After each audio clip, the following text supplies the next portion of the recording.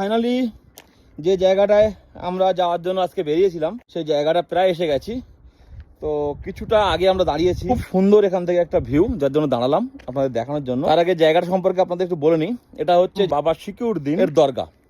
এটা বান্দিপুরা ডিস্ট্রিক্টের মধ্যে পড়ে, সোপোর সাইডে, একদম পাহাড়ের মাথায় এই দরগাটা, পীরের দরগা।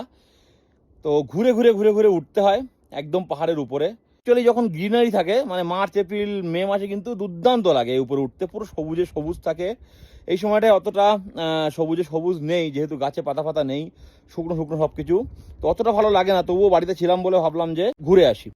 সিঁড়ি আছে একদম পুরো পাহাড়ের মাঝ বরাবর, সিঁড়ি দিয়ে উপরে ওঠা যায়। আর পুরো পাহাড়টা ঘুরে ঘুরে ঘুরে ঘুরে রাস্তা আছে, যেটা দিয়ে গাড়ি নিয়ে যাওয়া যায়।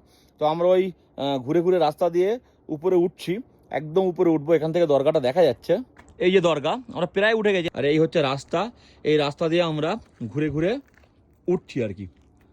আর এই হচ্ছে ঈশানী। তবে এখান থেকে এইবারে দেখুন মেন যেটা দেখানোর, সেটা হচ্ছে এই নিচে হচ্ছে পুরো উলার লেক। পুরো চারিদিকে কুয়াশা কুয়াশা মতো হয়ে আছে বলে কিন্তু উলার লেকের ভিউটা ভালো আসছে না।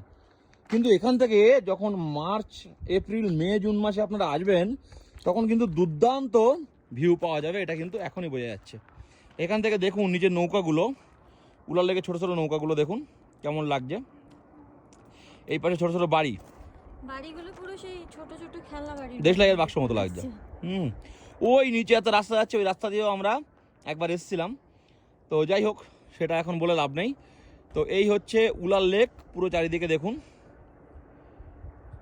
বরফ পড়েছিল, বাট মেল্ট হয়ে গেছে। এই দেখুন এখানে সাদা সাদা হালকা হালকা বোঝা যাচ্ছে। 3-4 দিন ধরে স্নোফল হয় না, তার জন্য বরফ মেল্ট হয়ে সেই পরিমাণ বরফটা নেই। চলো এখন উপরের দিকে যাই, এখানে একটা ভিডিও বানালাম, উপর থেকে কেমন ভিউ আসছে সেটাও আপনাদের এর পরের ভিডিওতে শেয়ার করছি।